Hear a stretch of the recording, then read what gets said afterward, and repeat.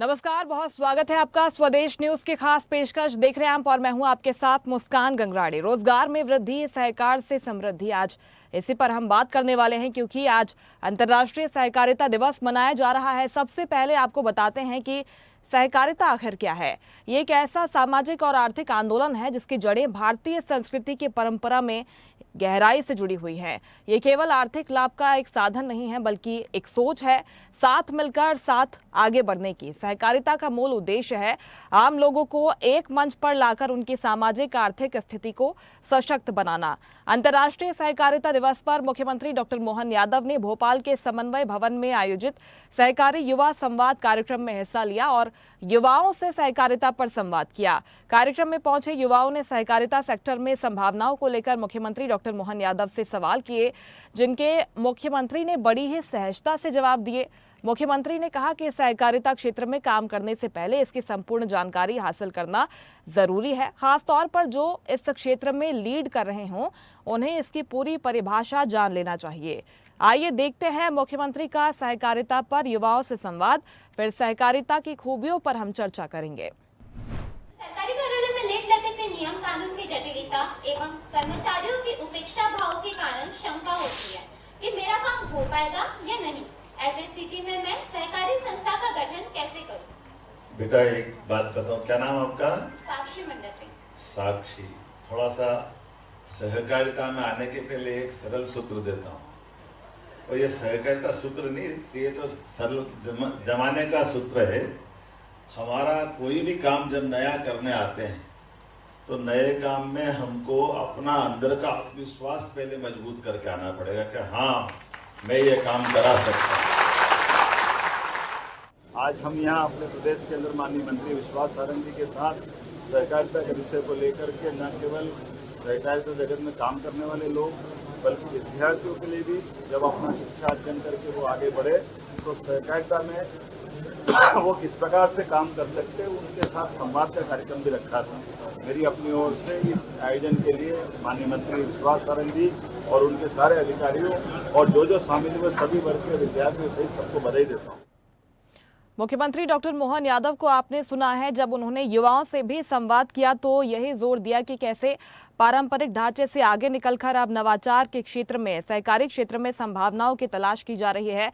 रोजगार की संभावनाएं क्या हैं और युवाओं के लिए सहकारिता किस तरह से काम कर सकता है, कैसे वो इसमें आगे बढ़ सकते हैं और रोजगार ना सिर्फ लेने वाले बल्कि रोजगार देने वाले भी बन सकते हैं। क्या संभावना है सहकारिता के क्षेत्र में मध्य प्रदेश के युवाओं के लिए, इसी को लेकर हम चर्चा करने वाले हैं। दो खास मेहमान हमारे साथ जुड़ रहे हैं। फिलहाल बीजेपी मीडिया पैनलिस्ट गुंजन चौक से हमारे साथ जुड़ गई हैं। गुंजन जी, बहुत स्वागत है आपका स्वदेश न्यूज पर। और आगे पूर्व संचालक दुग्ध संघ गिरीश पालीवाल भी कुछ देर में हमारे साथ जुड़ने वाले हैं। गुंजन जी, शुरुआत लेकिन आपसे करूंगी। जिस तरह से अब मध्य प्रदेश में सहकारिता पारंपरिक ढांचे से आगे निकलकर अगर बात करें, डिजिटल में काम हो रहा है, नवाचार के लिए इसमें काम हो रहा है। आज के कार्यक्रम की बात करें, युवाओं को ये पूरी तरह से समर्पित रहा है। युवाओं के लिए रोजगार की क्या संभावनाएं हैं सहकारिता के क्षेत्र में? और जैसे कि हम जानते हैं कि यूएन ने 2025 को अंतर्राष्ट्रीय सहकारिता वर्ष के रूप में भी घोषित किया है। सहकारिता एक बेहतर दुनिया का निर्माण करती है, साल की थीम भी यही है। कैसे ये बेहतर दुनिया का निर्माण करती है युवाओं के लिए? गुंजन जी, आपकी आवाज नहीं आ रही है, म्यूट कर रखा है शायद आपने, अनम्यूट कर लीजिए प्लीज। मेरी आवाज आ रही है आपको? जी, आपकी आवाज आ रही है। देखिए मुस्कान जी, बात की शुरुआत भारतीय जनता पार्टी के मूल मंत्र से ही करूंगी। सबका साथ, सबका विकास, सबका विश्वास और सबका प्रयास। ये सिर्फ शब्द नहीं है, इसी मूल मंत्र पे भारतीय जनता पार्टी की सरकार प्रतिबद्ध है, संकल्पित और इसी दिशा में आगे बढ़ रही है। आपने कई बार सुना होगा हमारे देश के यशस्वी प्रधानमंत्री श्री नरेंद्र मोदी जी को, उन्होंने सिर्फ 4 जातियों की बात की है कि हमारे देश के हमें युवाओं को सशक्त करना है, हमें महिलाओं को सशक्त करना है, हमें गरीबों का कल्याण करना है, हमें किसानों का कल्याण करना है। तो हम इन चारों के सशक्तिकरण के लिए, स्वावलंबी बनाने के लिए, समृद्ध बनाने के लिए भारतीय जनता पार्टी की सरकार अपने कदम बढ़ा रही है। अब सहकारिता की जहां बात करें तो देखिए 2025 को अंतर्राष्ट्रीय सहकारिता दिवस के रूप में मनाया जा रहा है। हम कई प्रकार के राज्य स्तरीय कार्यक्रम हुए हैं। आपने 3 महीने पहले भी देखा होगा, डॉक्टर मोहन यादव जी ने बैठक ली थी, उसमें भी उन्होंने कई स्कीम्स और कई कार्यक्रम के बारे में आके मंच से सार्वजनिक रूप से एक जनता को वादा किया था कि अब युवाओं को रोजगार दिलाने के लिए कोऑपरेटिव सोसाइटीज का जिस तरह हम लोग गठन कर रहे हैं और इस दिशा में आगे बढ़ रहे हैं, इसको और बेहतरी की तरफ किस तरह लेके जाना है। हम सिर्फ एम्प्लॉयमेंट रोजगार देने के लिए नहीं काम कर रहे हैं, बल्कि इतना सशक्त करना चाहते हैं युवाओं को कि उन्हें रोजगार मिले और वो रोजगार और दे भी पाए आगे। तो सहकारिता एक ऐसा डिपार्टमेंट है जहां पे नवाचार लेकर आए हैं डॉक्टर मोहन यादव जी की सरकार, और इस नवाचार को लेके ये आगे गुंजन जी, आपकी आवाज़ ठीक से पहुंच नहीं पा रही है, लेकिन ये जानकारी आपने ठीक दी है कि किस तरह से अब नवाचार किए जा रहे हैं, तकनीक का प्रयोग किया जा रहा है, जिस तरह से रोजगार की संभावनाएं अपार हैं इस क्षेत्र में। लेकिन कैसे युवाओं को इससे जोड़ा जाए, इसके लिए जो कोशिशें हो रही हैं, आपको लगता है ये कोशिशें सार्थक साबित होंगी? देखिए, आज भी आपने देखा होगा जिस तरह कार्यक्रम में हमारे सीएम साहब ने सहकारिता विभाग का जो कार्यक्रम था उसको सार्वजनिक रूप से कितने युवाओं से वार्तालाप किया, उनसे उनकी जिज्ञासाएं पूछी, उसके सोल्यूशन पे काम किया। तो अवेयरनेस बढ़ाने के लिए भी सरकार काम कर रही है, युवाओं से डायरेक्ट संवाद रख के युवाओं की परेशानी जानने की कोशिश कर रही है और उसका हल भी ढूंढने की कोशिश कर रही है। जिस तरह मैंने पहले अपनी बात रखी कि युवाओं का सशक्तिकरण, युवाओं को स्वावलंबी बनाना हमारे विजन है, हमारे फोकस में है, और उसी पे सरकार आगे काम कर रही है और मिलके कर रही है। हम तो युवाओं से डायरेक्ट संवाद कर रहे हैं।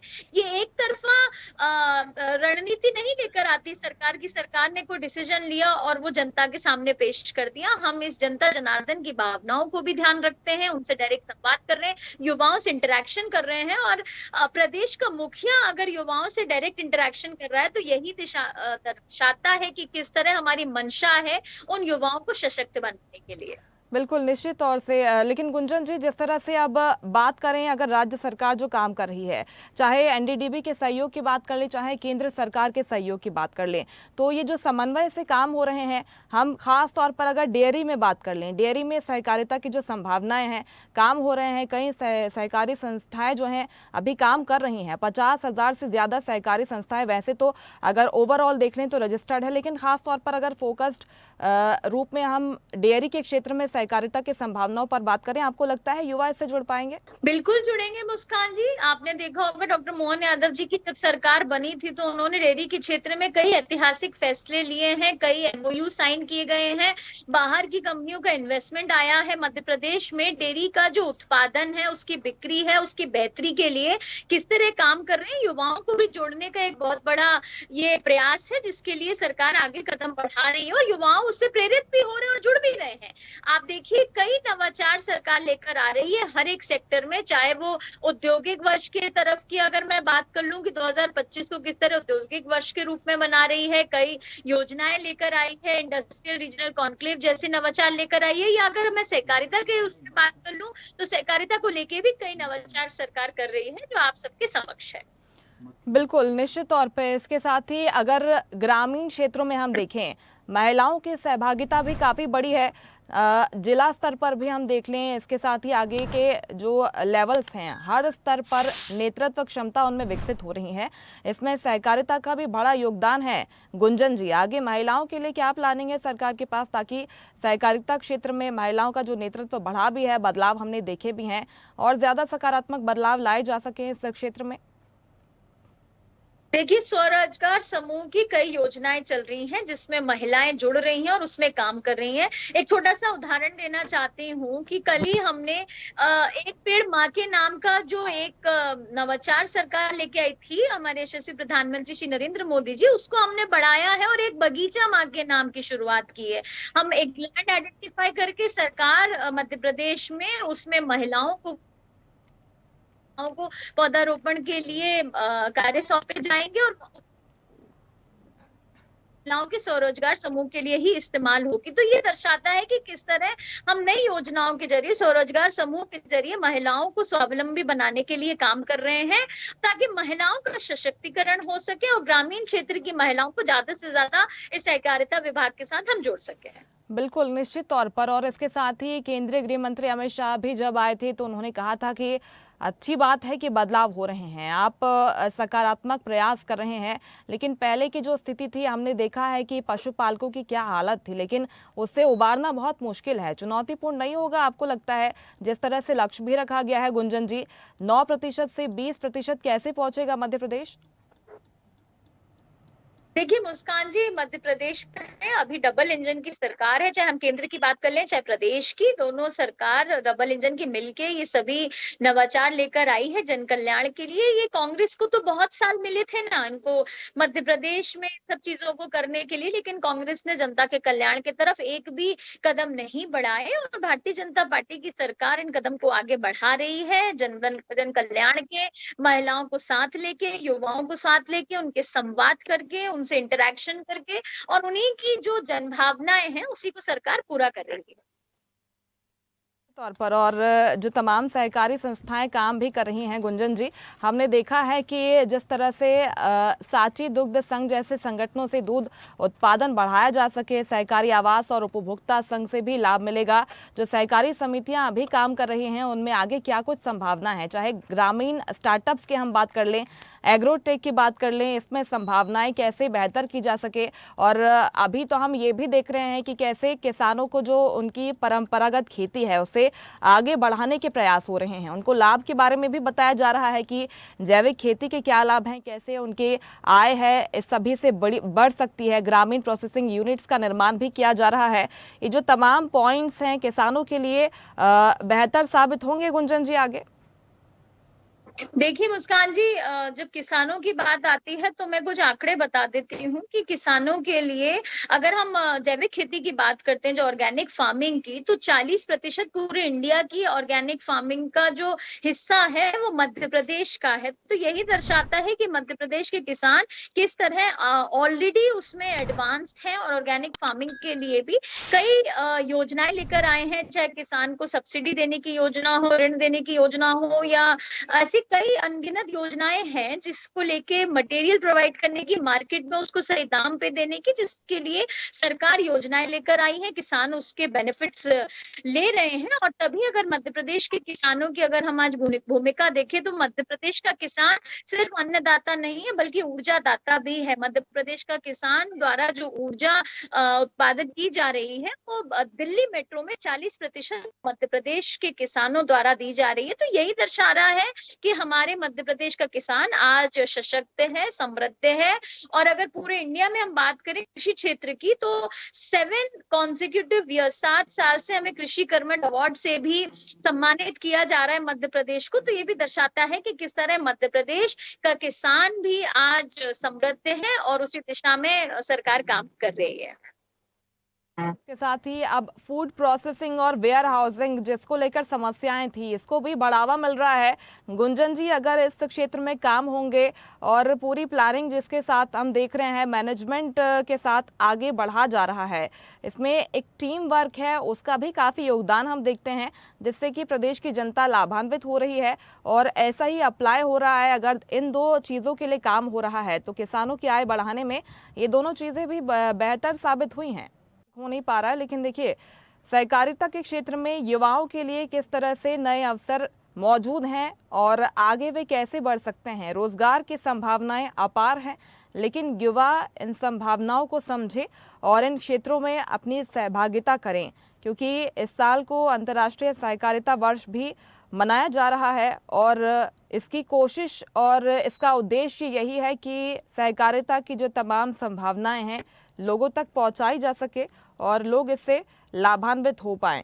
यही कोशिश हमको मध्य प्रदेश सरकार के प्रयासों से भी नज़र आती है। और हम यही चर्चा कर रहे हैं कि सहकारिता के क्षेत्र में जो तमाम संस्थाएं काम कर रही हैं, 50,000 से ज़्यादा संस्थाएं रजिस्टर्ड हैं मध्य प्रदेश में, और ये संस्थाएं कैसे काम कर रही है इसी को लेकर हम आज चर्चा कर रहे हैं। भोपाल में आयोजित युवा संवाद कार्यक्रम को लेकर मुख्यमंत्री डॉक्टर मोहन यादव का बयान सामने आया है, उनकी प्रतिक्रिया सामने आई है। क्या कुछ कहा उन्होंने, सुनवाते हैं आपको। सरकारी समिति गठित करना है। नहीं, समिति तो गठित होती है। समिति क्या क्या कर सकती है पहले ये समझ लो। हमको हाथी बांधना, घर में हाथी का करेंगे क्या? मतलब हमारे पास उसका बेटा अपने पास में दिमाग में लगाना पड़ेगा कि मैं सहकारी समिति के माध्यम से हमारे अपने दूध के व्यवसाय में लगना है, या कोई माहेश्वरी साड़ी की मृगनगरी टाइप को शोरूम या इस टाइप की दुकान खोलना है, या हम और अपने सहकारिता समिति में क्या क्या हो सकता है। पहले इसका एक कोई औषधि निर्माण के हाँ, औषधि बहुत अच्छी बात है, बहुत अच्छा, ताली बजा, बढ़िया दवाइयों के काम करें। तो इसकी प्रक्रिया तो ऑनलाइन है, वो पूरा समझ लेना, पर फिर भी क्या होता है, ये बैठे ना, इसमें मैं आप सबसे भी कहना चाहूंगा कि एक इंडिविजुअल कोई व्यक्ति काम करने जाए उसको भी ये सब चाहिए, लेकिन आप तो सहकारी के समिति के माध्यम से करने जा रहे हैं, तो जब तक आपका जो इस पूरे विचार का एक तरह से अंदर से लीडर जो बनना चाहता है, उसको अगर ये सारी जानकारी नहीं है तो फिर वो तो डूबेगा, साथ वालों को भी लेके डूब जाएगा। तो उनको बचाने के लिए पहले आपको खुद को आना चाहिए। सहकारिता का अर्थ ही यह है कि स्वयं भी उस पूरी चीज की जानकारी रखो, साथ वालों को भी उन सारी बातों से ट्रेन कर लो। तो मैं समझता हूँ कि पहले जिस भी क्षेत्र में आपको जाना है उसकी जानकारी निकाल के अच्छे से करो, बहुत अच्छा रहेगा। अच्छा सुझाव है तुम्हारा, मेरी शुभकामना भी है।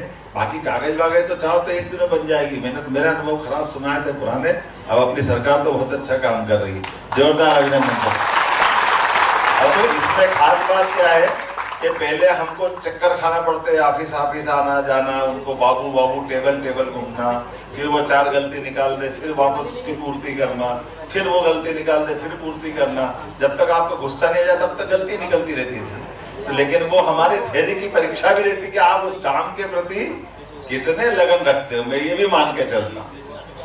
अब तो 30 दिन में मंत्री जी कह रहे हैं और सरकार ने कर दिया कि 30 दिन के अंदर आपको रजिस्ट्रेशन तो वैसे ही मिल जाएगा और घर बैठे मिलेगा। लेकिन काम में आनंद कब मिलेगा? केवल पंजीयन से तो नहीं मिलेगा। काम को हमको करते कराते आने की सारी जब तक ट्रेनिंग नहीं ले लेंगे तब तक तो पूरा नहीं होगा। अब मैं जरा अपने विद्यार्थी वर्ग है तो मैं मेरे ढंग से ही पूछ लेता हूँ, थोड़ा ठीक रहेगा, है ना। हम में से अपने में सबके मन में प्रश्न होंगे, अच्छे प्रश्न होंगे, लेकिन मेरे प्रश्न आपके साथ में है। तो अपन कैसे बात शुरू करें? ऐसे कर ले जो मैं बोल रहा हूँ, कर सकते चालू? तो अपने बीच में से हमारे अपने घर की पृष्ठभूमि से हम आते हैं। कोई किसान परिवार से आता होगा, कोई व्यापारी परिवार से आता होगा, कोई शहरी जीवन वाला हो, कोई ग्रामीण जीवन वाला हो, अलग अलग होंगे ना अपने। तो 8-10 लोगों के साथ मिलकर के हमने काम करने का मन बनाया और वो 10 लोगों से हमने बात कर ली और फिर सहकारी समिति गठन करने आ रहे हैं। ऐसे कौन कौन है? हाथ खड़े करो जरा, बताओ भैया। अरे तुम बच्चे थोड़ी हो, तुम तो सरपंच हो, स्टूडेंट से खड़ा करो।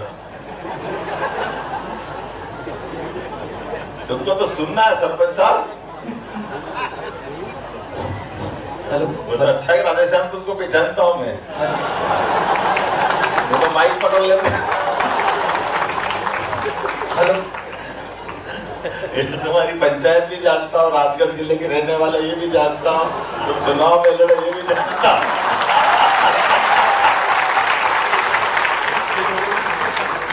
और ये भी जानता हूँ कि तुम्हारा स्वागत हमेशा 4 कागज के साथ होता है। अभी भी लाया है, स्वागत भी करेगा और साथ में 4 कागज भी दे। लेकिन ये जागरूकता दी है, ताली बजाओ सरपंच साहब के लिए। बहुत अच्छा। नमस्कार महोदय, मेरा नाम अमन चौबे है और मैं corporate institute of science and technology में इंजीनियरिंग का छात्र हूँ।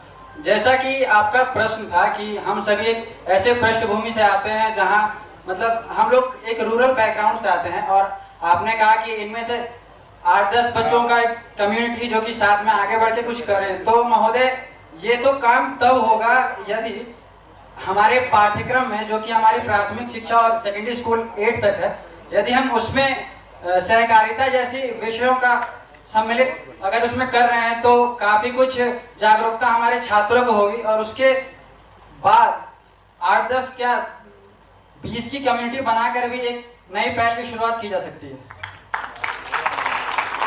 आराम से ना। देखो, अब आगे ना आप समझ में सबको, हमारे लिए ये जो एक आपने विषय निकाला, मैं उससे थोड़ा अलग हटके बताता हूँ, मेरे अपने जीवन से ही बताता हूँ। जैसे आपने कहा कि ये कोर्स का विषय बना दें तो हम कोर्स में पढ़ के आएंगे तो अपने आप बन जाएगी, ऐसे ही है ना ये जो आपने जवाब दिया, मैं गलत तो नहीं बोल रहा हूँ, सही है ना ये। अब ये सहकारिता के कोर्स की बात मुझे नहीं मालूम कब कोर्स बनेगा, लेकिन सहकारिता के कोर्स के साथ केवल आप ये बताओ, आप कितने साल के हो गए? 21 साल के, तो आप वोट देने लग गए? अभी तक सर वोटर आईडी तो बनी नहीं, वोटर आईडी नहीं बनी सर। आप ये बताओ मेरे को, बैठो, आप बैठो, अब तुम्हारी थोड़ी सी मैं मजाक कर लूं थोड़ी सा, तो नहीं मानोगे? बिल्कुल सर, तुमने 3 चुनाव निकाल दिए भैया, कोई 18 साल के बाद ही वोट देना थे। आप मेरी बात माइक से तो थोड़ा भी अपन संवाद पे ही आनंद लेंगे ना। 18 साल के अंदर हमको अपना ये लोकतंत्र में वोटिंग राइट्स मिला है। आप थोड़ा सा इसको मैं अधिकारियों की क्लास लूंगा तुम्हारे प्रश्न के बाद। तो कुछ इसी तरह से संवाद किया है मुख्यमंत्री डॉक्टर मोहन यादव ने युवाओं से। युवाओं के क्या सवाल थे कि आखिर कैसे, अगर वो सहकारिता में आगे बढ़ना चाहते हैं, अगर वो अपनी खुद की सहकारी संस्था भी बनाना चाहते हैं, तो उनके जो सारे डाउट्स थे उनको मुख्यमंत्री ने क्लियर किया है। लेकिन चुनौतियां भी हैं इसमें। गुंजन जी, चुनौतियों पर बात कर लेते हैं। वैसे तो 50,000 से ज़्यादा सहकारी संस्थाएं जो हैं वो सक्रिय हैं, लेकिन कई बार ये शिकायत आती है कि ये निष्क्रिय हैं। 6,000 सिर्फ एक्टिव हैं। ये निष्क्रियता जो है वो एक चुनौती बनी हुई है। इसको कैसे दूर किया जाए? चुनावों को लेकर भी ये शिकायतें आती हैं कि चुनाव होने में बहुत देरी होती है, जिसकी वजह से जितना लाभ मिलना चाहिए उतना लाभ मिल नहीं पाता है। ये जो लूप होल्स हैं उनको कब तक क्लियर किया जाएगा? देखिए मुस्कान जी, अभी आपने सुना हमारे देश के मुखिया, हमारे मुख्यमंत्री डॉक्टर मोहन यादव जी ने जिस तरह कहा कि अब ये स्वर्णिम अवसर आया है, ये जो चल रहा है ये सहकारिता की दिशा में, और रोजगार के भी नए नवाचार लेकर आ रही है सरकार, और इस डिपार्टमेंट में भी एक स्पेशल फोकस है सरकार का, और उसी फोकस के साथ हम आगे बढ़ रहे हैं। जिस तरह युवाओं से आपने देखा आज डायरेक्ट संवाद किया है मुख्यमंत्री जी ने, ये भी अपने तरफ दर्शा रहा है कि किस तरह हम युवाओं से भी उनकी जिज्ञासाएं समझने की कोशिश कर रहे हैं और उसका जो भी हल है उसको निकालने की कोशिश कर रहे हैं। अब ये अंतर्राष्ट्रीय जो स्वरोजगार दिवस है जो 2025 का है, इसमें मध्य प्रदेश की सरकार भी कई अहम फैसले लेकर आई है, नवाचार लेकर आई है और पूरे राज्य स्तरीय कार्यक्रम कर रही है, और इस डिपार्टमेंट को और जितने भी गुड गवर्नेंस के साथ हम चला सकते हैं उसके तरफ हम आगे बढ़ रहे हैं। बिल्कुल कह सकते हैं कि अब सहकारिता को पुनर्जीवित करने के प्रयास हो रहे हैं मध्य प्रदेश में, और इसमें तकनीक का सहारा लिया जा रहा है, डिजिटल इसे किया जा रहा है। जो तमाम लूप होल्स हैं भी उनको एक एक करके दूर करने की कोशिश हो रही है, लेकिन गांव में पहुंच की कमी हम देखते हैं। एनडीडीबी के सहयोग से आगे बढ़ा जा रहा है। लक्ष्य भी बहुत अच्छा सेट किया गया है। 20% अगर दुग्ध उत्पादन हो जाता है मध्य प्रदेश में तो किसान पशुपालक इससे बहुत ज़्यादा लाभान्वित होने वाले हैं। गुंजन जी, गुणवत्ता के नियंत्रण की कमी है, हालांकि इसको लेकर कैसे काम होगा? मुस्कान जी, देखिए ये सरकार मध्य प्रदेश में भारतीय जनता पार्टी की रिव्यू और रिफॉर्म में यकीन रखती है, और जिस तरह मॉडर्नाइजेशन और डिजिटलाइजेशन का सहारा लेके ये ट्रांसपेरेंसी से आगे बढ़ रही है और पूर्ण रूप से गुड गवर्नेंस की तरफ हम आगे जा रहे हैं। चाहे ग्रामीण क्षेत्रों की बात कर लें, आप शहरी क्षेत्रों की, दोनों ही जगह हम युवाओं को भी इसका लाभ पहुंचा रहे हैं, महिलाओं को स्वरोजगार समूह से जोड़ के उसका लाभ पहुंचा रहे हैं। डेयरी का आपने देखा होगा जिस तरह स्टार्टअप्स लेकर आ रहे हैं, और सिर्फ मेट्रो सिटीज में ही नहीं, स्टार्टअप्स का जिस तरह हम हर छोटे क्षेत्रों में इसकी बात हो रही है। बिल्कुल, इन तमाम क्षेत्रों में काम हो रहे हैं। अच्छी बात है कि इसे बढ़ावा दिया जा रहा है। गुंजन जी, समय की कमी इसलिए रोक रही हूँ, आपको बहुत शुक्रिया स्वदेश न्यूज पर जुड़ने के लिए, हमसे बातचीत करने के लिए। तो देखिए, अंतर्राष्ट्रीय सहकारिता दिवस आज मनाया जा रहा है। समन्वय भवन में भी इस दिवस को लेकर खास आयोजन किया गया, और विश्वास सारंग ने क्या कुछ कहा है सुनवाते हैं आपको। की प्राचीर से इस देश के यशस्वी प्रधानमंत्री नरेंद्र मोदी जी ने संबोधित किया, तो एक नई ऊर्जा के साथ इस देश में विकास और कल्याण की नई राह पैदा हुई। नरेंद्र मोदी जी 2014 में जब इस देश के यशस्वी प्रधानमंत्री बने तो उन्होंने हर आयाम पर काम करना शुरू किया। उन्होंने गांव के विकास की बात की, शहर के विकास की बात की, उन्होंने खेत के विकास की बात की, उन्होंने खलियान के विकास की बात की, उन्होंने युवा के कल्याण की बात की, महिला के कल्याण की बात की, मजदूर के कल्याण की बात की, किसान के कल्याण की बात की। इस देश में आमूलचूल परिवर्तन लाते हुए इस देश के व्यवस्था को आजादी के 100 वर्ष पूर्ण करेगा।